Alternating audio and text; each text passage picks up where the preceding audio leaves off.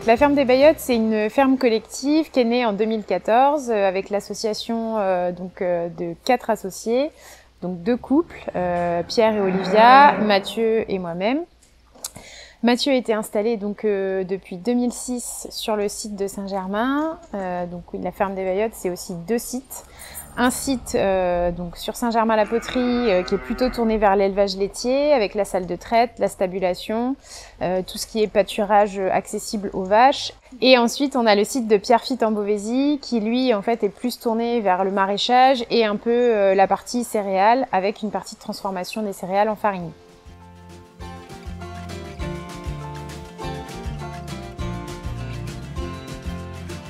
Moi, je m'occupe des vaches avec Mathieu, c'est-à-dire que je fais la traite matin et soir avec lui, et plus l'alimentation, etc. Mais sur l'élevage, c'est plutôt Mathieu qui gère ensuite la reproduction, l'alimentation, etc.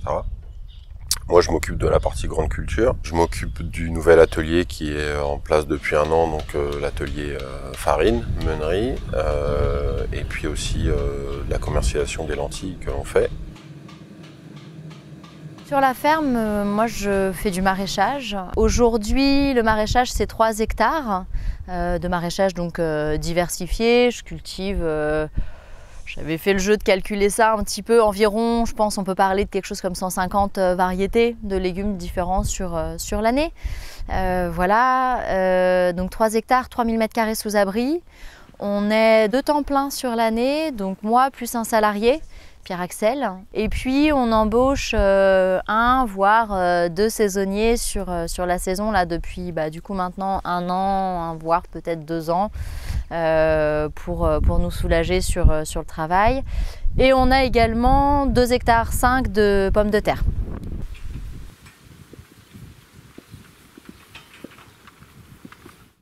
Moi, j'ai commencé l'activité de transformation en 2015, en septembre 2015, après avoir fait les travaux du laboratoire, puisque en fait, il n'y avait pas du tout de transformation ici quand on s'est installé. Donc, c'est vraiment un atelier qu'on a créé de toutes pièces.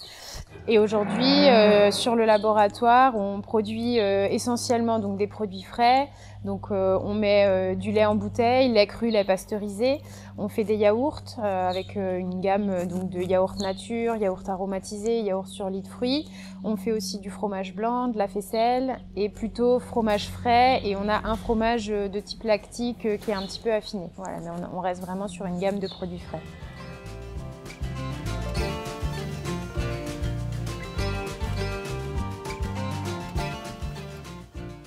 Alors au niveau des ventes de nos produits, on va partir du plus gros volume. La chose qu'on produit le plus en quantité, c'est le lait. On en livre à peu près 350 000 litres à la coopérative par an. On en transforme un peu plus de 30 000 litres aujourd'hui. Sur ces 30 000 litres de lait transformé, une vingtaine de % partent en AMAP, à peu près la même quantité à la vente à la ferme, et puis ensuite le reste c'est des revendeurs, des petites épiceries, d'autres magasins à la ferme, ou des petits supermarchés, et un magasin de producteurs également. Pour les légumes, là les pourcentages ne sont pas les mêmes, c'est 70% en AMAP et le reste en vente à la ferme. Voilà. Ensuite pour la farine et les lentilles, on utilise j'utilise le réseau des filles en fait, les AMAP, la vente à la ferme, les revendeurs, etc. Donc là je suis pas aujourd'hui capable de donner les pourcentages parce que c'est un peu récent. Voilà, et puis la viande donc ça c'est uniquement de la vente à la ferme. Après il reste les céréales, donc jusqu'alors on en livrait toujours un petit peu en coopérative. La récolte 2020, j'ai livré qu'une remorque, donc une dizaine de tonnes de céréales à la coopérative. Tout le reste a été stocké à la ferme pour en partie les animaux, puis la transformation en farine, et également je vends à d'autres éleveurs un petit peu de céréales qui n'ont pas assez de surface pour pouvoir alimenter leurs animaux. Ça c'est un de mes souhaits, je pense que dès 2021 il n'y aura plus aucune vente en coopérative en céréales. Puis on a aussi cette réflexion sur le lait, d'un jour de pouvoir se séparer de la coopérative, donc c'est-à-dire produire moins, faire plus de valeur ajoutée, en maîtrisant de A à Z la chaîne.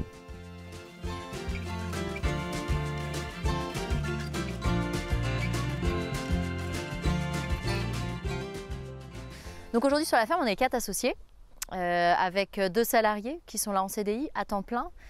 Pierre-Axel uniquement sur la partie maraîchage et puis Marianne qui travaille à la fois sur la transformation laitière et sur le maraîchage et qui fait la vente à la ferme avec nous aussi. Elle est un petit peu volante sur les différents ateliers et un apprenti qui lui travaille sur la partie élevage.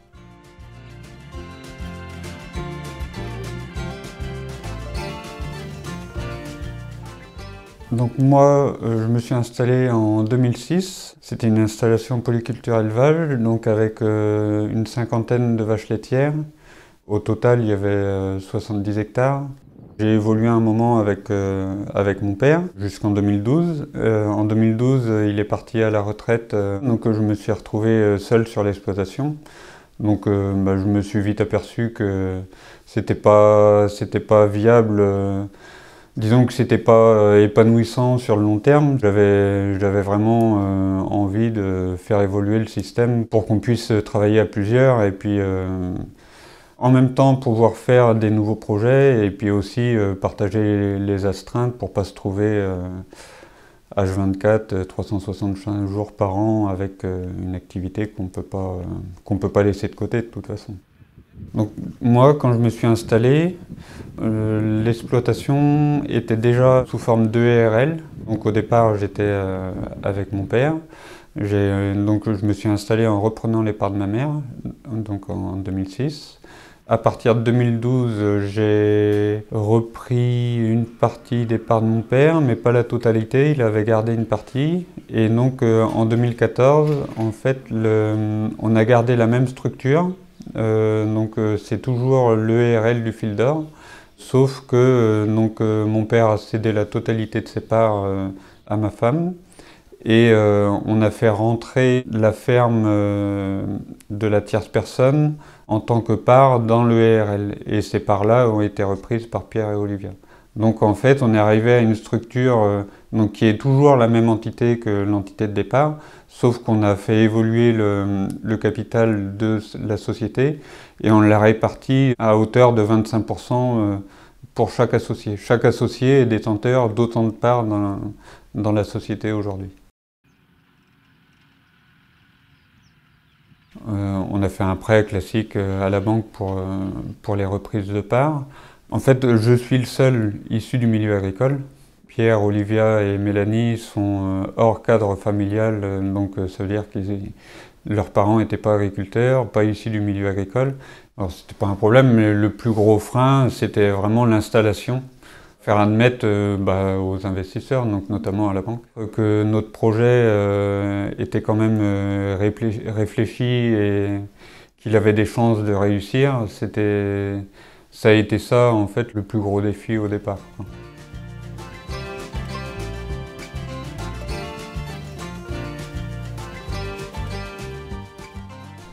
Notre organisation sur la ferme, je pense que ce qu'on a développé en tout premier, en tout cas, c'était l'aspect conditions de travail. On mutualise nos forces, en fait, pour résumer finalement. Et en ça, on rend notre outil non seulement performant économiquement, parce que tous les 4, on se tire une rémunération qui est très confortable. On est aussi en capacité de rémunérer nos salariés tout à fait honnêtement. Et on fait progresser les choses en plus d'année en année. Et on arrive en plus de ça à en vivre bien avec du temps pour nous et d'avoir une vie sociale et humaine en dehors du travail. Et c'est pas toujours donné à tout le monde dans le milieu agricole. Et pour nous, c'était quelque chose d'important. Et de pouvoir en profiter en plus de notre travail et de faire que tout s'allie bien, c'était un des points essentiels, en tout cas quand on a construit le projet. Ensuite, avec le temps et une fois que la ferme s'est bien installée, la société elle est stable, ça tourne bien. Tous les ateliers sont bien implantés et voilà, on commence à rentrer en rythme de croisière sur chacun des ateliers aujourd'hui au niveau économique. Et donc on arrive à développer un petit peu plus l'aspect énergétique de la ferme, sachant que c'est quelque chose sur lequel on s'est attardé depuis le début. Mais notre objectif, il est d'essayer de parvenir d'améliorer le plus possible notre autonomie énergétique et de réduire autant que faire se peut notre empreinte carbone à tous les niveaux et sur chacun des ateliers.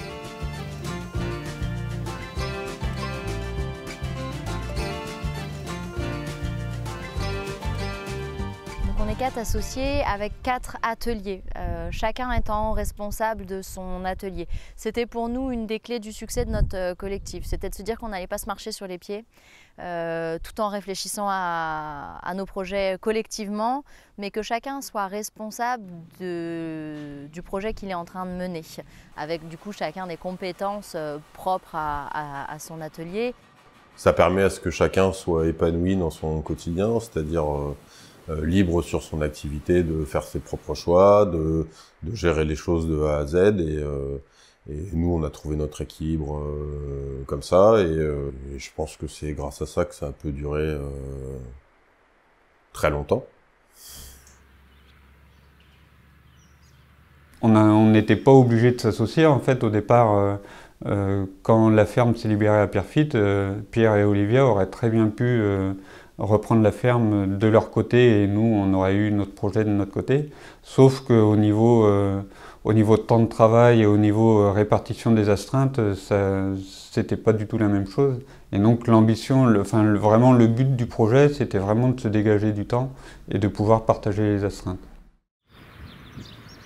En parallèle de ça, sur du coup l'organisation, parce que pour nous ça va un petit peu de pair dans la manière dont on a construit notre projet, on a chacun 25% des parts dans la société. On voulait qu'il y ait une équité qui soit respectée, donc on se rémunère tous de la même manière, peu importe le chiffre d'affaires de l'atelier en fait. L'idée c'est qu'on met tous la même énergie dans le projet qu'on est en train de mener, que chaque atelier est complémentaire et que du coup ça mérite une rémunération égale. Et pour nous c'est important pour prévenir d'éventuels conflits dans la construction de toute entreprise en fait. Les avantages d'être autant diversifié, alors il y a justement un peu ce côté agronomique en fait, où voilà, on est un peu en circuit fermé entre guillemets, où les déjections animales vont être réutilisées pour les céréales, pour le maraîchage, etc. Il y a aussi en fait l'avantage voilà, d'avoir plusieurs produits qui sont faits sur une même exploitation, qui nous permettent de pouvoir mutualiser les transports, qui nous permettent d'avoir un magasin à la ferme aussi qui propose une large gamme de produits à nos clients. Donc c'est vrai que voilà, les clients ils aiment bien venir au magasin parce que ils savent qu'ils vont trouver pas mal de choses. En fait, ils seront pas obligés de faire le tour du département pour faire leurs courses. Et puis ça permet aussi de pouvoir se soutenir les uns les autres. On a parfois au démarrage d'un atelier ou même voilà, suivant les aléas climatiques ou autres, des fois un atelier qui va pêcher un peu plus qu'un autre, mais généralement voilà, tout le monde s'il y en a un qui pêche un peu, peut-être que l'autre il va relever entre guillemets le niveau et du coup ça voilà, on se complète et ça permet aussi de pouvoir échanger tous les quatre et de pouvoir se soutenir aussi quand il y en a un qui va un peu moins bien qu'un autre ou vice versa.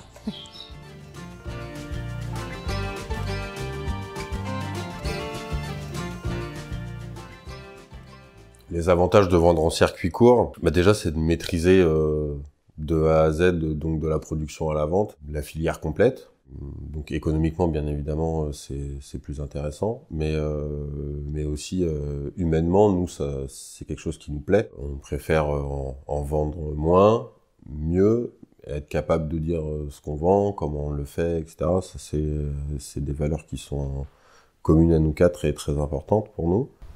Nous, ce qu'on avait en tête, c'était aussi de réussir à s'inscrire dans un territoire, de participer à la dynamisation de nos villages. Et ça, c'était un point un peu important quand même, de se dire qu'en créant un magasin à la ferme, mine de rien, y a de la vie le mercredi après-midi, le samedi matin, il y a plein de gens qui se retrouvent, qui ne s'étaient pas vus depuis longtemps. Ah, t'habites là maintenant voilà, aujourd'hui, il n'y a plus de boulangerie dans tous les villages, il n'y a plus de boucher dans tous les villages. Et en fait, on a un peu en tête de se dire que la ruralité, c'est important, qu'on ne doit pas perdre tout ça. Et je pense qu'à notre échelle, on y participe un petit peu. En tout cas, c'est ce qu'on essaye de faire via le magasin à la ferme et les AMAP.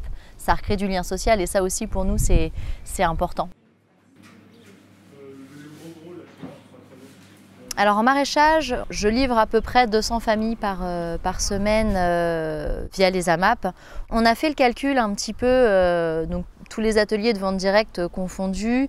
Via les AMAP, on livre à peu près donc 200 familles. Sur la vente à la ferme, je pense qu'on peut dire aujourd'hui qu'on est à peu près à 150 familles par semaine qu'on nourrit. Et on estime encore à nouveau 150 à 200 familles sur nos autres circuits de distribution. Je parle en grande surface, du coup, la ruche qui dit oui, voilà, on avait fait un petit peu ce calcul-là.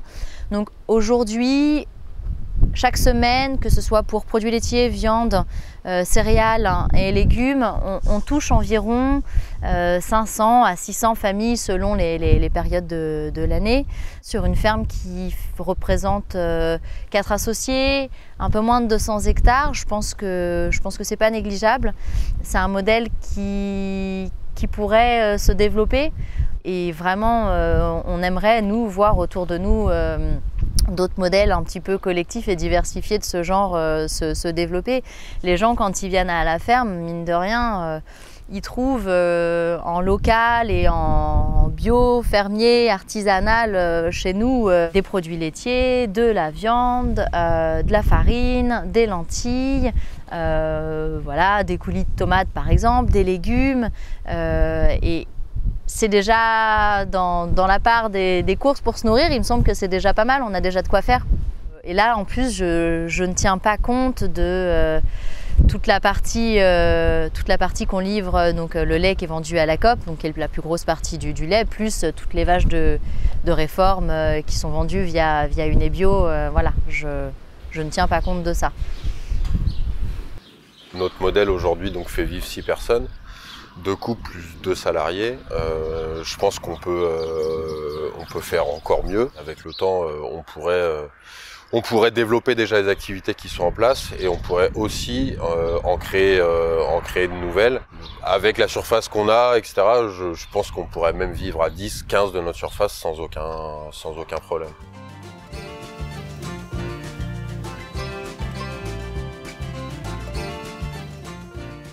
Donc au niveau diversité, ce qui est mis en place déjà, donc par exemple, c'est les prairies permanentes qui ont été réimplantées.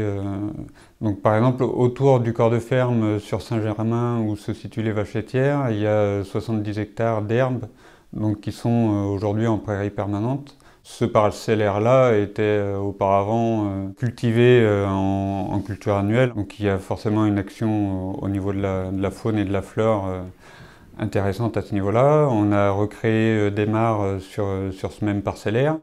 Donc sur le site de Saint-Germain, on a 7 mares qui font l'objet d'un suivi par un service de la Chambre d'agriculture depuis ça doit faire 3 ans.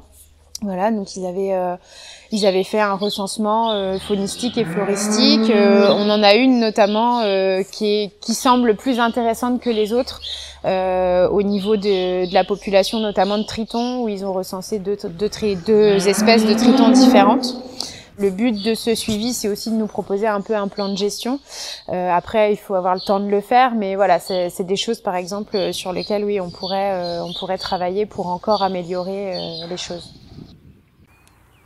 Sur la biodiversité en maraîchage, la chose qu'on essaye nous juste de faire depuis quelques années, c'est de réduire le plus possible pour arriver à supprimer à terme les variétés F1 dans le jardin, donc les variétés hybrides. Finalement c'est pratique parce que les F1, parce que c'est résistant aux maladies, donc en bio c'est quand même un atout, ça nous permet d'avoir une certaine homogénéité dans les récoltes, et alors ça en AMAP c'est quand même très pratique, je pense aux choux par exemple, pour donner un exemple. Mais en fait, à force de cultiver ces F1, je pense qu'on perd des variétés chaque année. Les catalogues ils vont aussi vers un certain appauvrissement. On perd en qualité nutritive sur certaines variétés. On va pas cataloguer, on va pas dire sur tout. Mais voilà, donc on essaye de travailler un petit peu là-dessus. Sur Saint-Germain, on fait du pâturage tournant, donc on a un parcellaire qui est divisé en parcelles d'environ 2 hectares en moyenne. Chaque clôture qui délimite les parcelles sera plantée en haie, donc c'est déjà le cas sur à peu près un tiers des clôtures, donc on essaie de prolonger le travail pour optimiser les effets sur la faune. Donc les premières années, on plantait à peu près entre 500 et 1 km de haies. Et là, l'année dernière, par exemple, j'ai planté 1200 arbres. Donc ça fait... Donc j'essaie de mailler un peu plus serré, donc je plante pas forcément beaucoup plus de linéaires, mais ça fait à peu près 1 km, 1,5 km, quoi.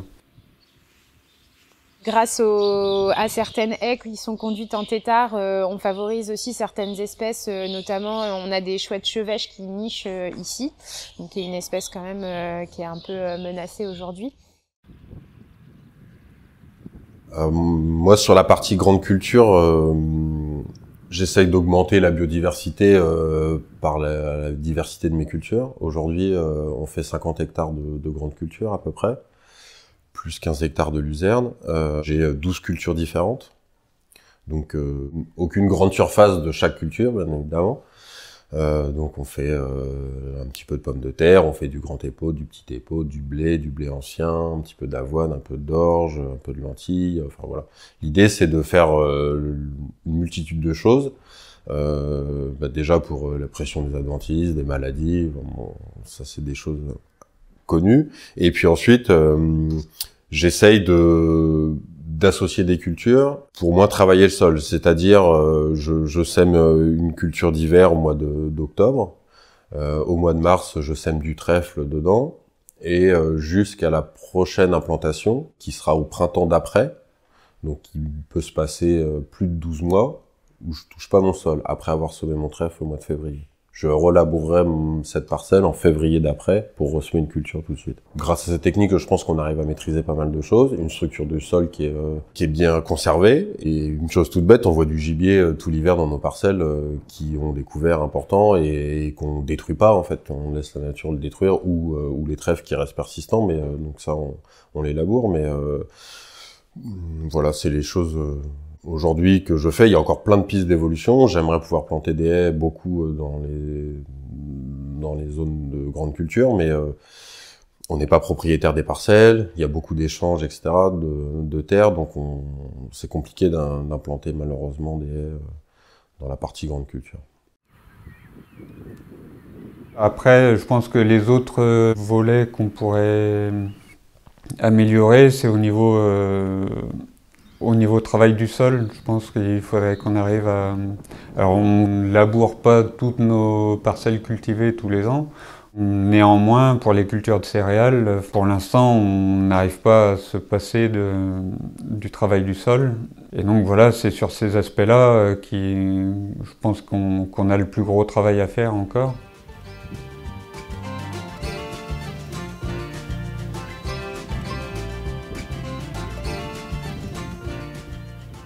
Je pense que ce qui est pas mal déjà, c'est d'aller voir plusieurs exploitations qui ont des pratiques un peu similaires aux nôtres.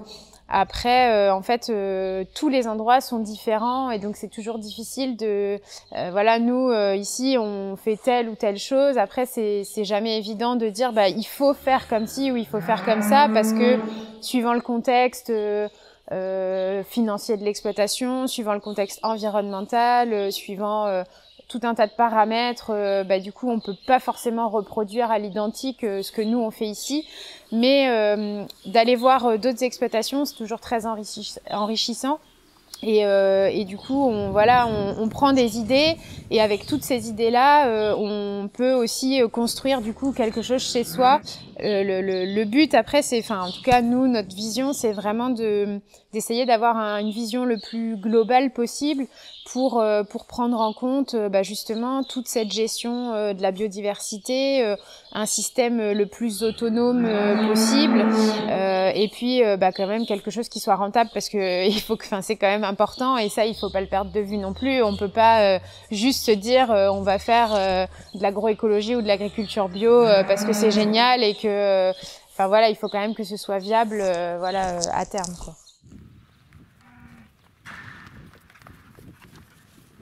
Nous, on trouve que le collectif, c'est une vraie force. Je dis pas que c'est toujours simple. Ça n'a pas été forcément très évident à à penser. Les premières années, il a fallu que tout trouve sa place. Il faut savoir faire des compromis, prendre son temps. Mais on est tellement plus fort ensemble en fait. On est plus fort dans la mutualisation des idées, des réflexions, des investissements. De toute manière, on partage tout. En fait, la mutualisation apporte énormément économiquement, financièrement et humainement. Et je crois qu'il y a un autre point qui est important, c'est vraiment cet aspect briser la solitude dans l'agriculture. C'est pas juste se dire « Oh, je serai pas tout seul quand je vais me lever le matin et que je vais travailler ». C'est comme dans n'importe quel travail, dans n'importe quelle entreprise. À plusieurs, on a une ouverture qui est forcément plus importante et qui est forcément enrichissante sur la manière dont on va penser les projets et dont on va faire évoluer la société. Et comme tout le monde, en plus, on peut avoir des coups de mou et quand il y en a un qui va moins bien, les autres, ils sont là, soit pour prendre le relais ou déjà si quelqu'un se blesse, ça arrive. Un congé maternité, quand on est à son compte, c'est pas simple à gérer. Mine de rien, là, on est content d'avoir des associés qui sont là pour prendre le relais. Donc voilà, moi le conseil que j'aurais à donner, c'est le collectif est une force incroyable. Je pense que c'est quelque chose que nous, on va continuer d'essayer de développer. Je pense que l'avenir, il est sérieusement là. On ne peut pas affronter les défis qui sont devant nous aujourd'hui tout seul et il faut qu'on fasse bouger les lignes. Et pour moi, c'est vraiment à plusieurs qu'on aura les idées les plus pertinentes et les plus efficaces, quoi, sans tout démultiplier individuellement à chaque fois.